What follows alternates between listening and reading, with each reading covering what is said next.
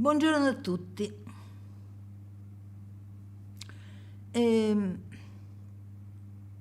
Quest'oggi io vorrei parlare del mito della maggioranza. Forse può sembrare un tema poco importante, invece lo è importante. La maggioranza è quella che si rileva nell'indicizzazione della curva di Gauss e è quella che viene usata nelle votazioni, in politica per esempio, ed è giusto che le leggi abbiano bisogno per essere approvate della maggioranza, perché già la legge fa danni, perché non è che sia detto che sia giusta. Comunque se la vota più gente ovviamente non è una dittatura, no? Quindi è logico che ci debba essere la maggioranza, il che però non è una garanzia di giustizia. La maggioranza non garantisce la giustizia, tanto è vero che esiste la tutela delle minoranze, perché affinché le maggioranze non creino qualcosa che impoverisce o che colpisce le minoranze. Ma qui si allude a un fatto più che altro psichico, perché noi pensiamo solitamente che ciò che fa o pensa la maggioranza sia giusto. Non è vero. Faccio degli esempi.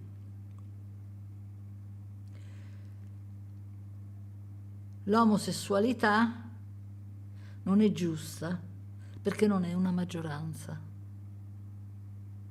Se fosse una maggioranza, l'eterosessualità sarebbe ingiusta. Naturalmente qui verrebbero 1000 opinioni in discordanza dicendo no, perché l'omosessualità non produce figli, ma se fossero la maggioranza si direbbe che l'umanità fa bene a produrre pochi figli.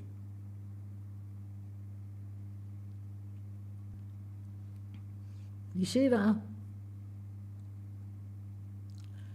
un certo professor Antonini, che io seguì per una certa epoca, un uomo molto intelligente dell'Università La Sapienza di Roma, che se le piante, se le palme che stanno in riva al mare e sono tutte piegate dal vento fossero la maggioranza, perché si sta in una zona tutta col vento, tutta colpita dal vento, noi penseremo che la forma giusta delle palme fossero essere piegate, e quelle dritte sono anomale, quelle poche dritte che rimangono sono anomale. La maggioranza è quella, per esempio, che esiste in Italia, dove la maggior parte delle persone sono cattoliche, o la maggioranza delle persone sono italiane.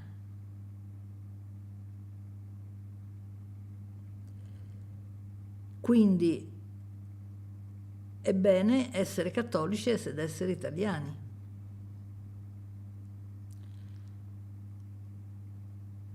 Mentre è male non essere cattolici e non essere italiani. Per quel che riguarda il cattolicesimo, a parte che è in un declino pauroso, perché i cattolici ormai sono cattolici perché non si sono cancellati dal cattolicesimo per pigrizia, insomma, perché non sanno come si fa, eccetera, ma sono rimasti molto pochi. tant'è vero che in Italia solo il 19% va a messa la domenica, negli Stati europei il 7-8%, pensate un po'.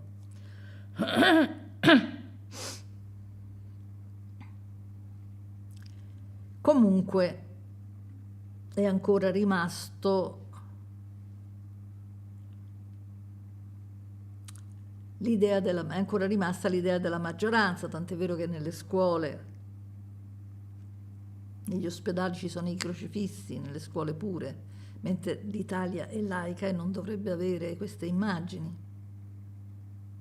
perché potrebbero ribellarsi le altre confessioni.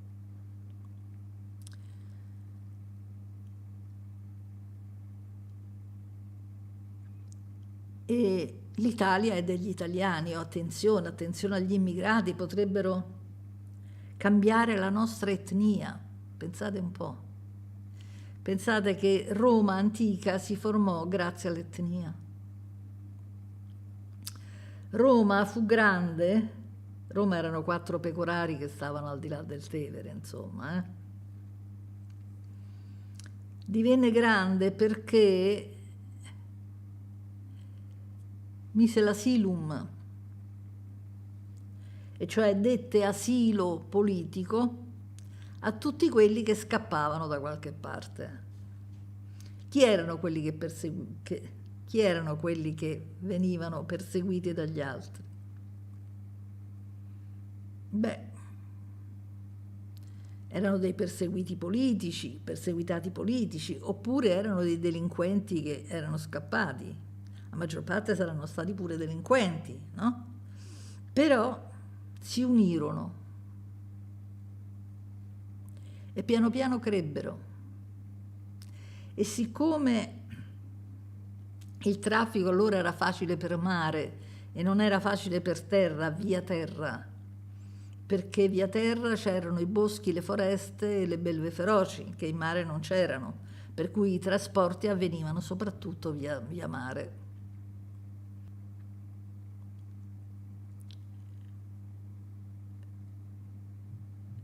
Via mare, no? Attraverso il Mediterraneo venivano i popoli e potevano proseguire per il Tevere,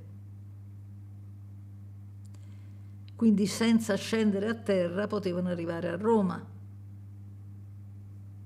E Roma piano piano si ingrandì perché diverse popolazioni vennero da loro. Oltre a tutto, i romani, che erano intelligentini, quando combattevano contro un popolo, allora si combatteva tutti contro tutti, perché erano praticamente tribali e le tribù combattevano fra loro. Quando combattevano un popolo, anziché cercare di sterminarlo come facevano in genere, li salvava, gli abbatteva la loro città e li costringeva a venire a Roma, dove gli dava dei pezzi di terra da costruire, glieli regalava, di modo che si ingrandivano, perché avevano intelligentemente capito che se erano un popolo più numeroso potevano sovrastare gli altri popoli e non essere sovrastati.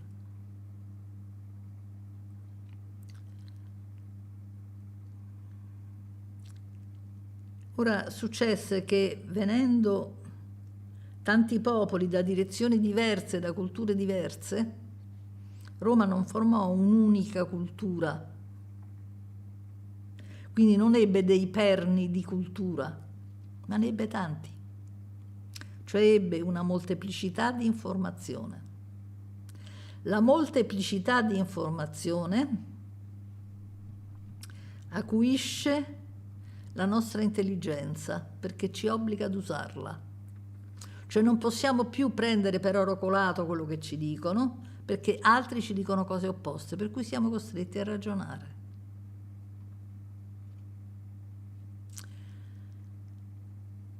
Questo ci ha reso un popolo più forte, più intelligente, più democratico. Tanto è vero che Roma fu quella che si inventò le leggi. Ed è vero che combatté contro gli altri popoli, e naturalmente tanti dicono no, per carità, Roma era era cattiva, era prepotente, attaccava gli altri popoli, è vero, però gli altri popoli erano tribù.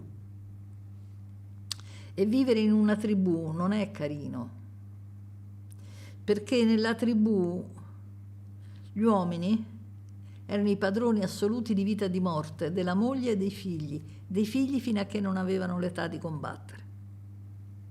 Figuratevi come stava. Come stareste voi in una famiglia dove il capo ha autorità di vita e di morte.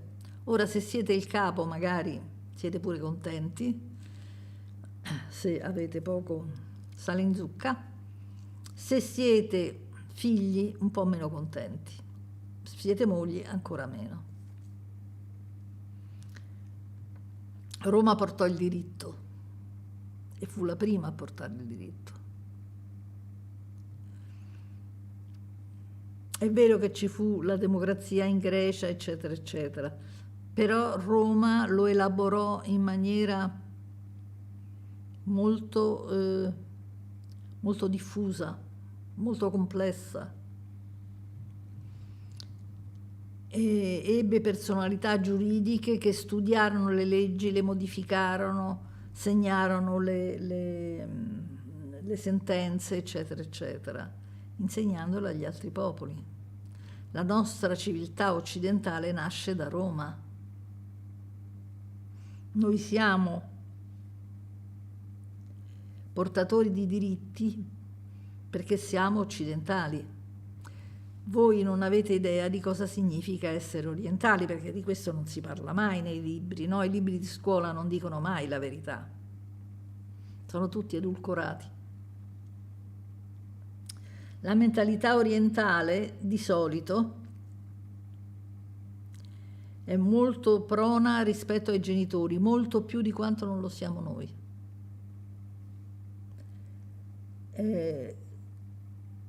Se voi sentite un cinese o un giapponese, di fronte ai genitori sono zerbini.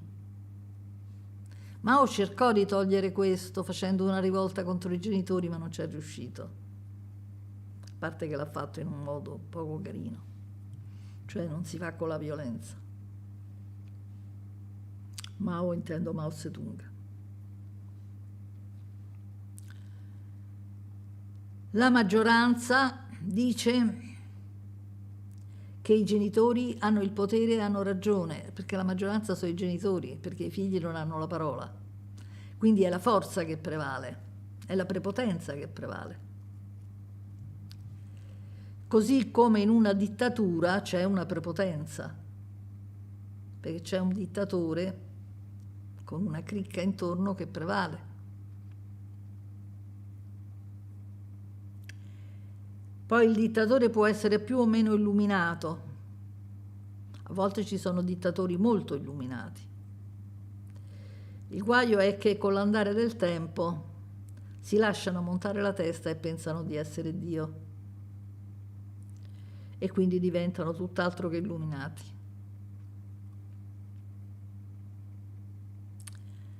Allora la maggioranza fa testo. La maggioranza decide che ciò che è in minoranza non è giusto.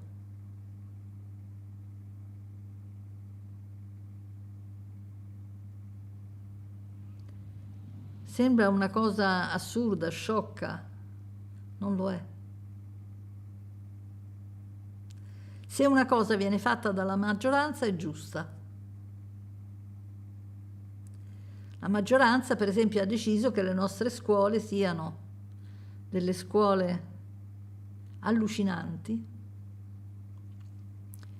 che costringono i ragazzini a stare chiusi dentro dei banchi immobili, tranne gli intervalli, e c'è i pochi intervalli, ma ci stanno una giornata, dove sono costretti ad ascoltare dei professori con cui non interagiscono quasi mai, professori, maestri, eccetera.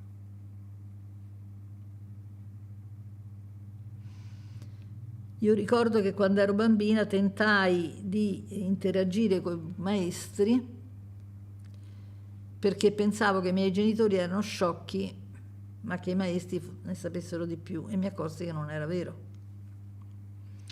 Ma non tanto come nozioni, anche se pure lì, ma come modo di pensare. Io pensavo che fossero più liberi dei miei genitori, invece no. D'altronde erano genitori anche loro. Non ammettevano il dibattito, gli faceva paura mettere in forse quello che credevano. Avevano degli schemi precisi che non andavano toccati. E così mi accorsi che anche i maestri o i professori erano stupidi, sotto quel profilo. Poi è venuto qualcuno di intelligente, tipo, come si chiamava, il maestro di Vigevano, là, il maestro di periferia, cos'era, che cercò di levare i ragazzini dai banchi, no? Li portò in città, gli fece vedere la vita com'era, eccetera, eccetera, li fece ragionare, gli fece fare i cartelli, il primo che li fece fare, li faceva appuntare, recuperò i ragazzini che non andavano a scuola. I ragazzini erano contenti di andare a scuola una volta tanto, e il provveditorato agli studi disse che doveva essere improntato su quell'esempio il fare scuola. Mai fatto.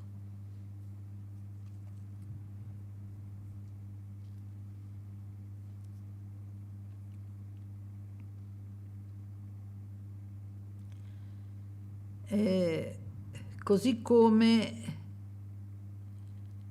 una volta, dico una volta perché mi dicono che adesso è cambiato, ma non so se è vero, una volta i bambini quando nascevano venivano estratti, presi per i piedi, quindi a testa in giù, e sculacciati perché dovevano piangere subito. Perché se non cominciavano la vita a piangere si potevano illudere che la vita fosse bella. E questo sembrava normale. Poi dice, ma il bambino è traumatizzato quando nasce? Sì, se nasce in quel modo, certo che è traumatizzato, poveretto. Come potrebbe non essere traumatizzato? Poi qualcuno in Francia, se mi ricordo bene, fece un altro tipo di parto, guarda caso, in cui il bambino non veniva preso, tirato per i piedi a testa in giù, ma veniva appoggiato sul ventre della madre, veniva accarezzato, eccetera, poi piano piano alla fine gli si tagliava il cordone ombelicale, non veniva tagliato immediatamente. E quello sembra che venisse su meglio. Anche lì raccomandarono di fare come avevano fatto questi tizi in Francia. Oggi dicono che non si fa più così, qualcuno mi ha detto, io non lo so, ma ai miei tempi continuarono a fare così. Cioè, come si può pensare di prendere un bambino, un neonato per i piedi e di più scurciarlo? Ma siamo delle carogne. Non abbiamo cuore, non ci immedesimiamo negli altri, e questa è la maggioranza. La maggioranza spesso è una belva. Che una cosa avvenga per maggioranza non vuol dire che sia la cosa migliore. Oggi noi pensiamo che, noi alcuni naturalmente, fortunatamente, pensano che l'omosessuale non vada bene, perché ha gusti diversi dalla maggioranza. Se la maggioranza fosse omosessuale non lo penserebbero.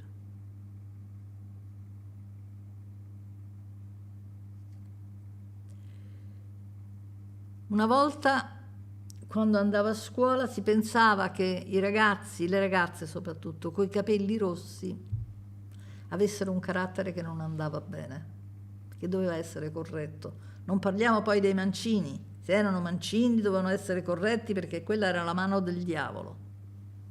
Rendete conto? E nelle scuole li correggevano.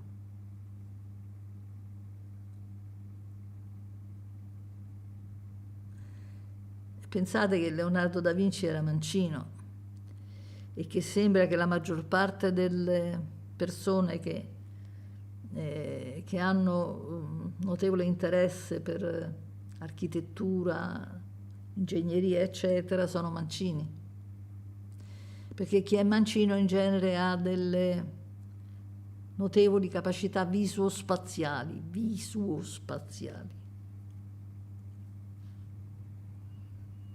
E spesso li traumatizzano, perché poveretti devono cambiare mano, è come se da voi scrivete con la destra, dovete passare con la sinistra.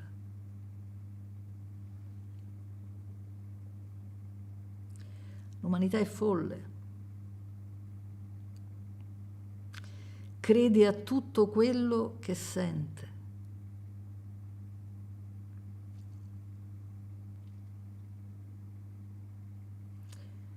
Diceva uno scienziato che io conoscevo che se sparisse una forchetta dal mondo, crollerebbe il mondo.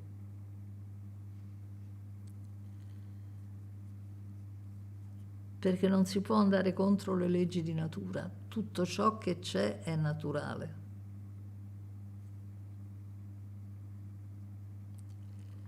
Naturalmente le leggi di natura ognuno le interpreta come vuole, no? Noi per esempio mangiamo animali dicendo che lo facciamo secondo le leggi di natura, non è vero. Anzitutto perché l'uomo non è nato carnivoro, lo è diventato dopo. Almeno così dice la scienza. Ma anche se fosse nato, noi possiamo scegliere se essere o non essere carnivori. Dice, ma lo stabilisce la natura, quindi se la natura stabilisce che noi dobbiamo ammazzare e mangiare un neonato su 3 umano, noi lo facciamo.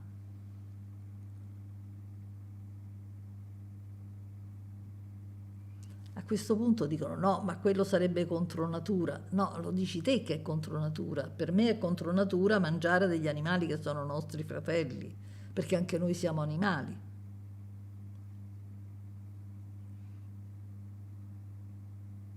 Ma siccome la maggioranza delle persone mangia carne, è normale farlo. Io ci tengo a dirlo, non sono contro coloro che mangiano carne, perché capisco che c'è una consapevolezza che non permette di capire questo. Non è una cattiveria, è un'inconsapevolezza.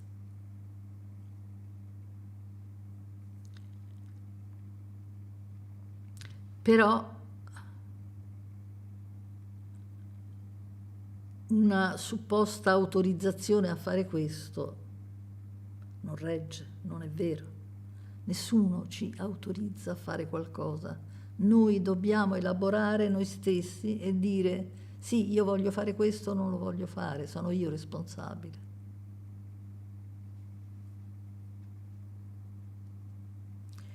Noi siamo convinti che ciò che decide la maggioranza è giusto. Le nostre religioni le ha decise la maggioranza.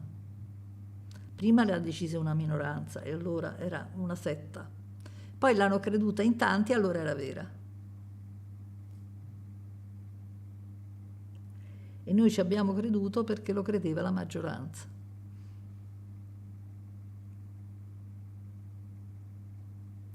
Se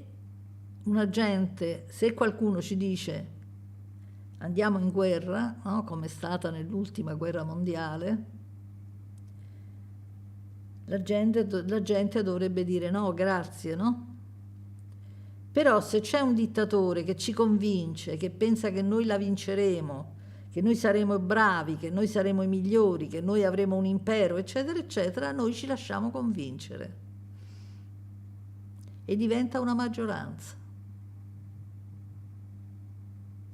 E allora quelli che non seguono questa maggioranza sono in peccato, peccano, sono deficitari, sono ingiusti, sono anche punibili.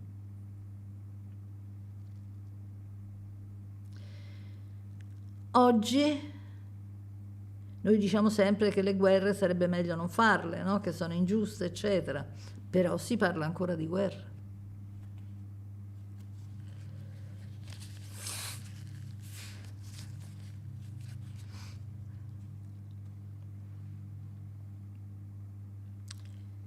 E sembra che fare una guerra sia giusto, pur sapendo che le guerre si fanno per vendere le armi. Le guerre si fanno per vendere le armi.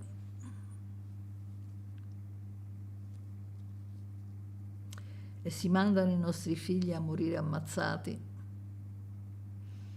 perché qualche partito ce lo suggerisce.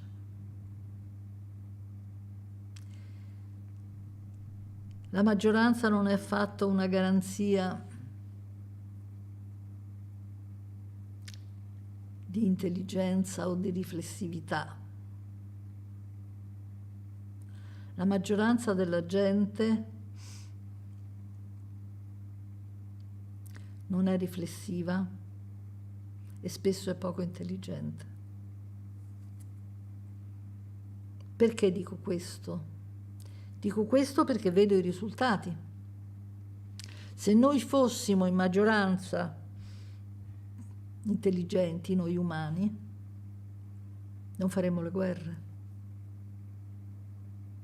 Non sfrutteremmo il lavoro degli altri, non lasceremmo morire di fame e di freddo la gente che dorme per terra. Diremmo che gli uomini sono tutti uguali. Di fronte a Dio gli uomini sono uguali, ma di fronte agli uomini certamente no. E non è il fatto della differenza delle ricchezze, che tanti sbavano quando vedono le ricchezze e odiano i ricchi, chi se ne frega se sono ricchi, di chi avete bisogno, ma che manchi la sussistenza, quella no. Beh, la maggioranza è quella che stabilisce che i poveri devono morire.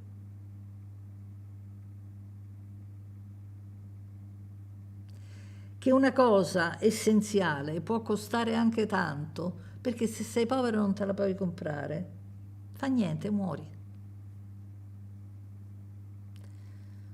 Oggi si risparmia sulla scuola e sulla sanità, principalmente.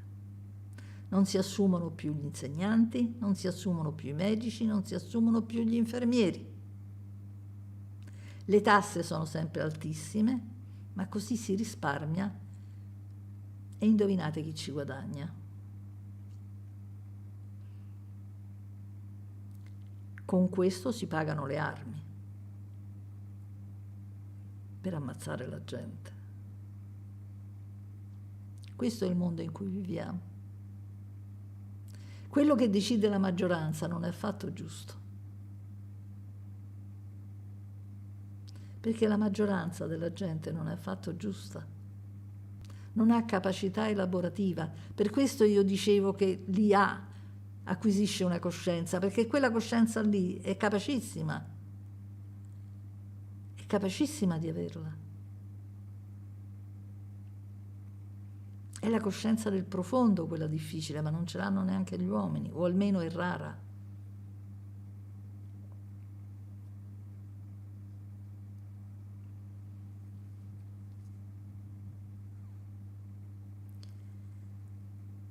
Se fosse così, noi non avremo una religione, non parlo della veridicità o della falsità delle religioni, almeno in questo momento. Però, se la gente sapesse discernere, di fronte a diverse religioni nel mondo attuali, sceglierebbe in quale credere. Invece, guarda caso, gli italiani tutti in una, i francesi tutti in una, i cosi tutti in altra, eccetera, eccetera. Perché? Perché prendono la religione che gli hanno dato i genitori, perché quella gli hanno raccontato e pertanto è vera. E prendono per vero tutto quello che gli viene raccontato.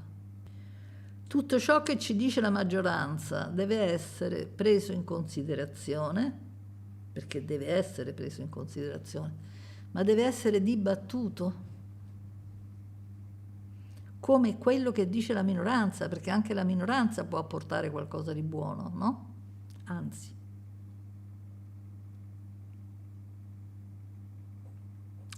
Se noi accettiamo una cosa solo perché la credono tutti, vuol dire che siamo imbecilli.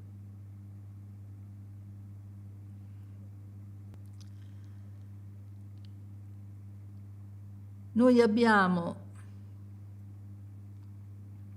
delle vie neuronali che tendiamo a ripercorrere, come una strada percorsa da un carro.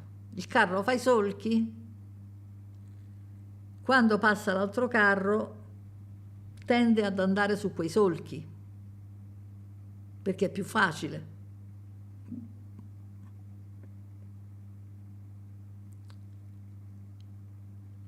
Sono detti gli engrammi dinamici. Noi tendiamo a ripercorrere gli stessi passaggi nel nostro cervello.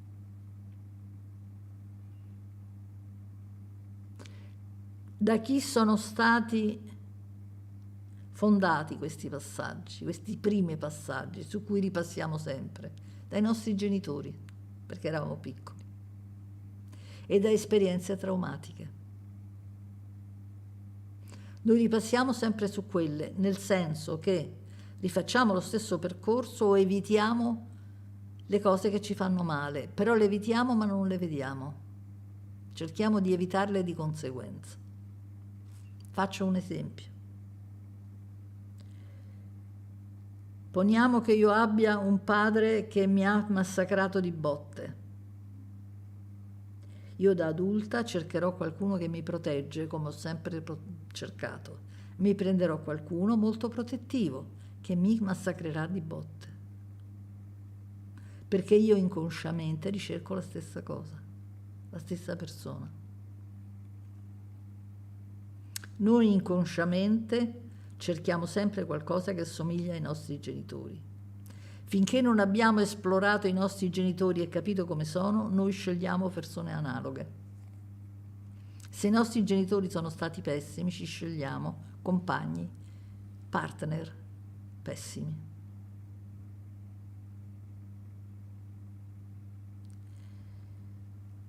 E questo avviene nella maggioranza dei casi. Quindi come si può sfuggire alle regole della maggioranza? Usando il cervello, dissociandoci da ciò che ci hanno inculcato, cominciando a pensare per conto nostro. Come si fa? Andando a vedere come ci hanno trattato i genitori, perché allora capiamo tutto il resto. Ora la maggioranza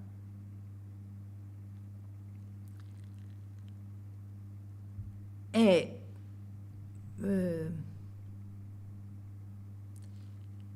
intortata, è manovrata, è condizionata dalla stessa maggioranza. Se il vicino fa quello, è bene che lo faccia anche io. Se lo fanno in 3 è ancora meglio, se lo fanno in 10, in 100, in 1000 è la verità assoluta.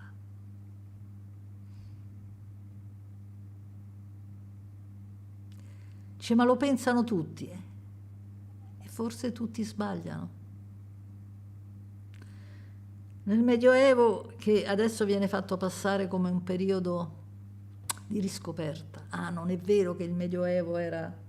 No, prima si diceva del Medioevo, è stato un evo terribile, no? Perché c'era ignoranza, c'era credulità, adesso no, adesso è stato riscoperto, invece è magnifico, siete ignoranti, non avete capito, sono state scoperte delle belle cose. Ma qualsiasi cosa sia stata scoperta, certo che qualcosa di positivo c'è stato, è stato un periodo di schifo, abbiamo messo le streghe sul rogo, gli eretici sul rogo, abbiamo fatto le guerre sante.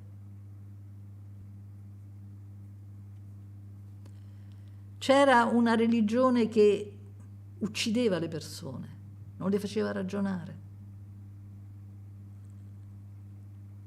C'erano quelli che si flagellavano per far piacere a Dio, e ci stanno ancora, pensi un po', pensate un po' quanto siamo evoluti. Perché la maggioranza ci insegnava che bisognava sacrificarsi, perché Dio voleva il nostro sacrificio, perché il Dio che ci governa è uno che ci odia e quindi vuole che noi ci sacrifichiamo. Perché nessuno ti crea per principio di sacrificarti se non ti odia, questo è logico, no? Ma non lo vediamo, perché la maggioranza approva questo. E noi non vediamo quello che ci dice la maggioranza, perché la maggioranza per noi sono i genitori.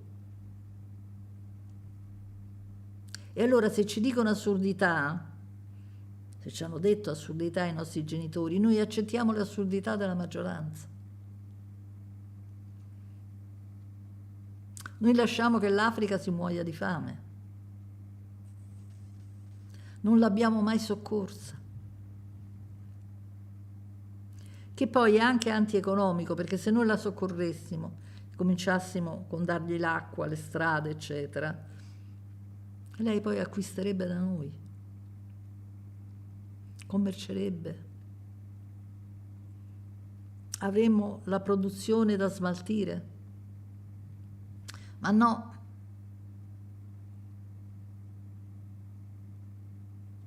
non si possono spendere i soldi per aiutare un popolo straniero, perché quelli non sono umani, ma da lì veniamo. Noi siamo tutti africani, sveglia. Noi 200.000 anni fa siamo usciti dall'Africa, ci siamo sparsi per il mondo, ma siamo tutti africani. Poi, oddio, arrivano gli immigrati, gli stranieri. È una ricchezza. Ma ci sono i delinquenti, certo, ce ne sono tanti da noi, vuoi che non ci siano lì? Noi abbiamo portato la mafia all'America, agli Stati Uniti, ci dovrebbero cacciare via tutti, insomma, no? Noi italiani gliel'abbiamo portato.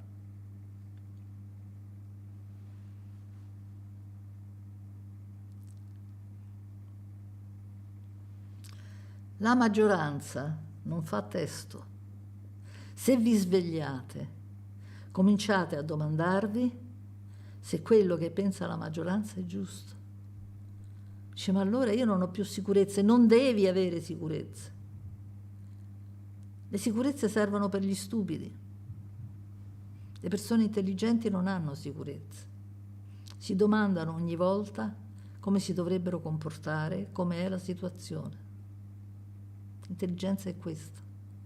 È quella che elabora, è quella che mette in discussione il rapporto tra il soggetto e l'esterno. Se non elaborate il vostro rapporto con l'ambiente, non crescete mai, restate eternamente figli. La maggior parte dell'umanità è eternamente figlia. Se volete crescere o volete rimanere bambini, è una scelta vostra. Un saluto a tutti.